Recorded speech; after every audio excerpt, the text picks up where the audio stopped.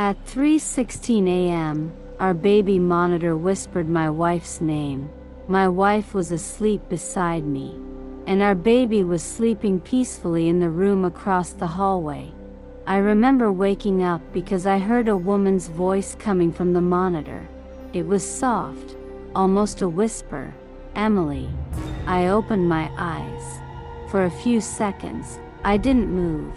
Then I reached for my phone and checked the time. 3:16 a.m. I turned toward my wife. She was still asleep. I looked at the baby monitor sitting on my nightstand. The small screen showed our daughter's room.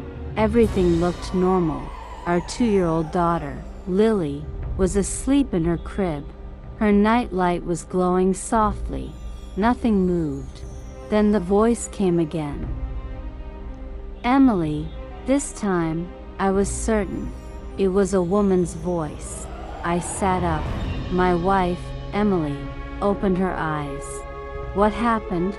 I whispered. "Did you hear that?" "Hear what?" I pointed at the monitor. Before she could answer, the voice came again. "Emily." My wife's face changed. She stared at the screen. "Was that you?" I asked. She shook her head. "No." The monitor suddenly went silent. I picked it up. The signal was strong. The camera was connected. The microphone was working. Everything seemed normal. I checked the camera settings. There were no other devices connected. No audio playback. No alerts. Nothing. I told myself it must have been interference. Some radio signal. A neighbor's baby monitor. Something like that. We put the monitor back on the nightstand. 5 minutes later, we heard Lily crying. Emily immediately got out of bed. She walked across the hallway and opened the nursery door. I followed her. Lily was standing in her crib. Her face was wet with tears. Emily picked her up. "It's okay, sweetheart." Lily stopped crying almost immediately. Then she looked over Emily's shoulder. She pointed toward the corner of the room. "Mommy." Emily turned around. "What?" Lily pointed again. "Lady." I felt a cold sensation move through my body. "What lady?" Lily looked directly at the dark corner. "The lady." There was nothing there, just a rocking chair. We had bought it before Lily was born. It had been sitting in that corner since the nursery was prepared.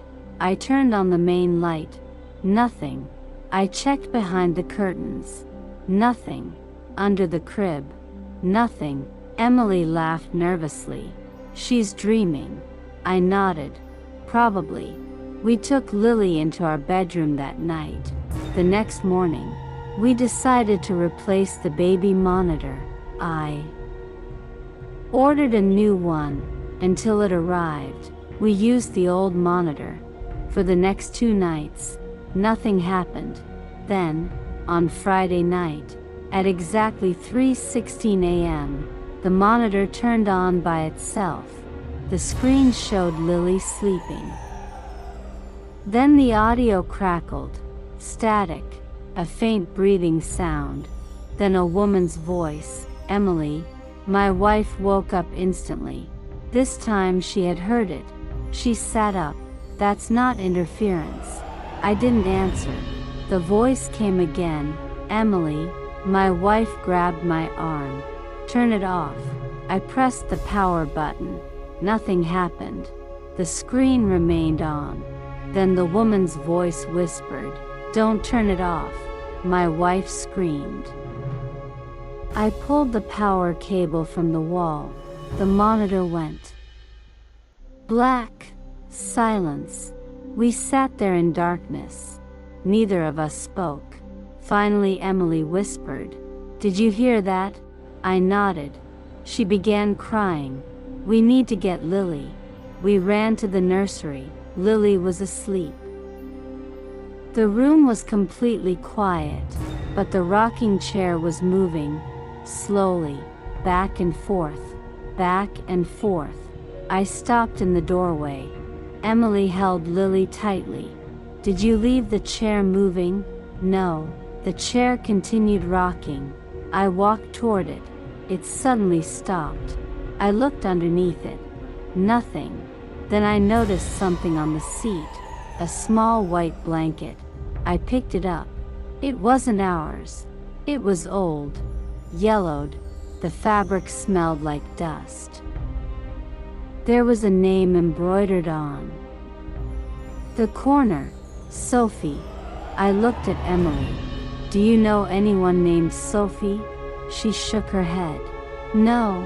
I threw the blanket into a garbage bag. The next day, we searched the internet for the history of our house. We had bought the house 6 months earlier. It was built in 1964. The previous owner had been an elderly woman who moved into a nursing home. According to the property records, only 3 families had owned the house. Nothing seemed unusual. Then Emily found something, an old newspaper article. It was dated 1987. The headline said, "Local child dies in tragic house fire." The address was ours. I stared at the screen. "What?" Emily scrolled down. The article described a 3-year-old girl named Sophie Carter. She had died in a fire while her parents were asleep upstairs. The fire started in the nursery. I looked toward the hallway. "That's impossible," Emily whispered. Her name was Sophie. I remembered the blanket, the embroidered name, Sophie. We searched for photographs. Eventually, we found one, a family photograph from the late 1980s. A young couple stood beside a little girl, Sophie. She had curly brown hair, a small smile, and a stuffed rabbit in her arms. Emily stared at the picture.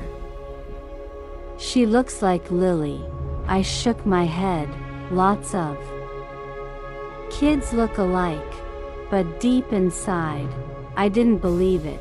That night, we moved Lily's crib into our bedroom. We unplugged the baby monitor. We didn't use it. At 3:16 a.m., I woke up. I don't know why. I simply opened my eyes. The bedroom was dark. Emily was asleep. Lily was sleeping in the crib beside our bed. Then I heard something. A soft whisper. "Emily." I froze. The old baby monitor was unplugged. It was sitting on the dresser. Its screen was completely black. But the voice was coming from it. "Emily." I grabbed my phone and turned on the flashlight. The monitor screen suddenly lit up. It showed Lily's crib. But Lily wasn't in the crib. I looked at the real crib. She was there, sleeping. I looked back at the monitor. The image was different. It showed a little girl standing beside Lily's crib. A child with curly brown hair, wearing a white nightgown, holding a stuffed rabbit. I couldn't move. The little girl slowly turned toward the camera. Her face was pale. Her eyes were completely black. Then she smiled. The monitor went dark. I screamed. Emily woke up. "What happened?" I pointed toward the monitor. She looked at it. Nothing. Just a black screen. I told her what I'd seen. She didn't believe me. Not completely. But she believed I was terrified. The next morning, we contacted the previous owner. Her name was Margaret. She was living in a nursing home about 20 minutes away. We showed her the photograph of Sophie. The moment she saw it, she started crying. "You found her?" Emily asked. "Found who?" Margaret looked at us. "Sophie." "You knew her?" Margaret nodded. "She was my granddaughter." I asked, "What happened here?" Margaret looked down. "My daughter and her husband lived in your house. Sophie was 3. What happened the night of the fire? Margaret took a long breath. The fire started around 3 in the morning. Was she alone? Yes. Why? They were asleep upstairs. I felt sick. What happened afterward? Margaret's eyes filled with tears. My daughter said she heard Sophie crying through the baby monitor. I looked at Emily. What did she hear? Margaret whispered. Her voice. Just crying. No, she stared directly at me. Someone was talking to her. I felt a chill. Who? Margaret shook her head. We never knew. What did the voice say? Margaret hesitated. Then she said, it kept saying, Mommy is coming. Silence filled the room. Did your daughter save her? Margaret began crying. No, the fire spread too quickly. By the time they reached the nursery, Sophie was already gone. I looked at Emily. Neither of us spoke. Margaret continued, after Sophie died, my daughter couldn't sleep. She said she could still hear her voice through the monitor. What happened to your daughter? Margaret looked away. She disappeared. I frowned. What do you mean? She left one night. Where? We don't know. And her husband? Dead. How? Margaret whispered. Suicide. We left the nursing home in silence. On the drive home, Emily said, we're moving. I agreed. That night, we packed a few bags. We planned to stay at a hotel until we could find another house. At 2:45 a.m., I went into Lily's room to get her clothes. The baby monitor was sitting on the dresser. We had thrown it into a box. I walked toward it. Then I heard static. I stopped. The screen turned on. It showed Lily's nursery. The rocking chair was moving, slowly, back and forth. A child's voice whispered, Mommy. I backed away. Then the voice changed. It became an adult woman's voice, Emily. I ran out of the room. Emily. She came running. What? The monitor. She looked at it. The screen was black. Nothing. I told her what happened. She grabbed the box. We're leaving now. We took Lily and drove to a hotel. We didn't return to the house. For 3 nights, nothing happened. On the 4th night, Lily woke up crying. Emily picked her up. What happened? Lily pointed toward the hotel rooms. Baby monitor. We hadn't brought it.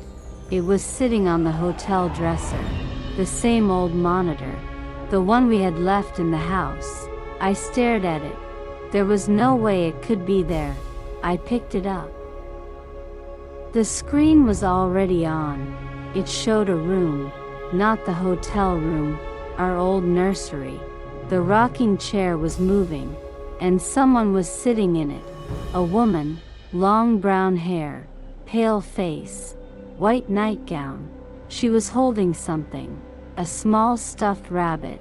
Then she looked toward the camera. Her mouth moved. But no sound came out. The monitor crackled. Then a voice whispered, She belongs to me. Emily screamed. The screen went black. I threw the monitor against the wall. It shattered. We checked into another hotel the next morning. We never went back to the house. Eventually, we sold it. We didn't tell the new owners about Sophie. I know that sounds terrible, but we didn't know what else to do. For months, everything was normal.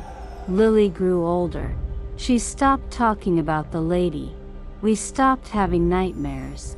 I almost convinced myself that everything had been stress and exhaustion. Then, 2 years later, we had another baby, a boy. His name was Noah.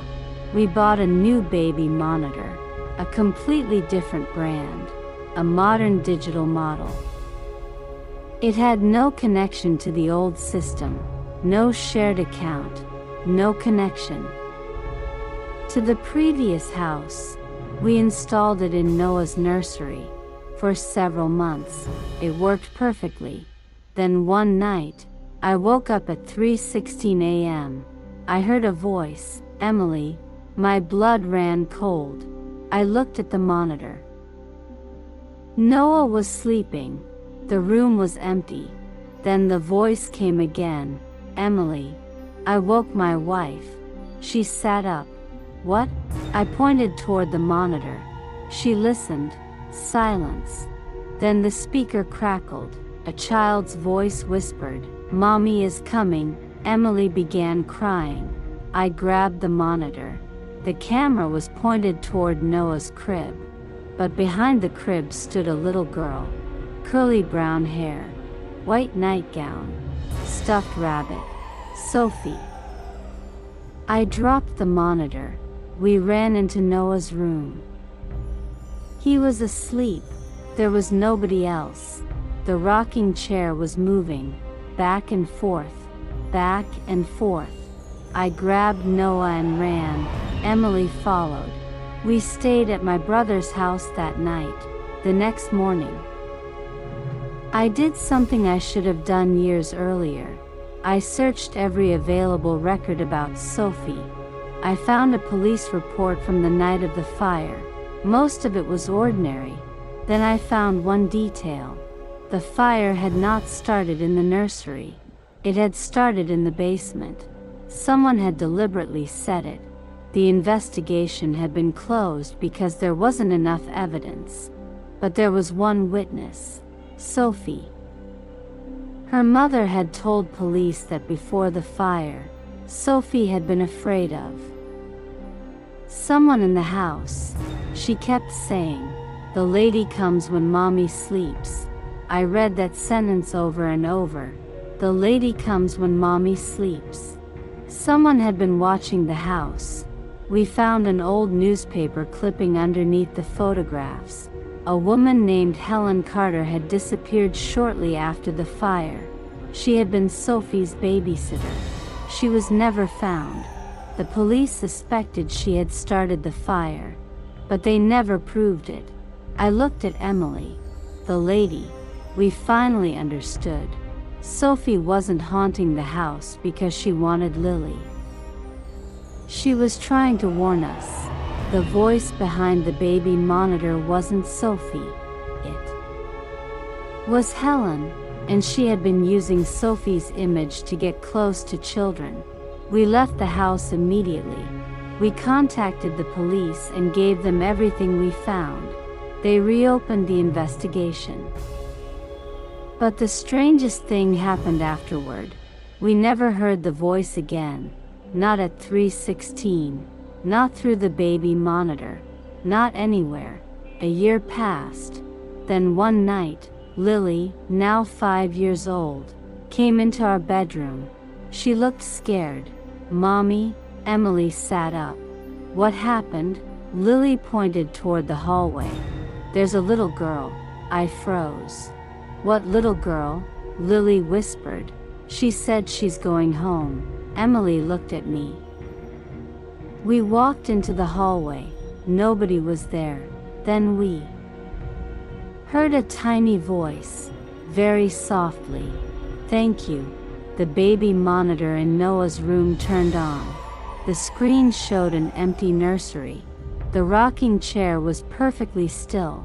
Then, for just a second, a little girl appeared on the screen. Curly brown hair, white nightgown, stuffed rabbit. She smiled. Then the screen went black. We never saw her again.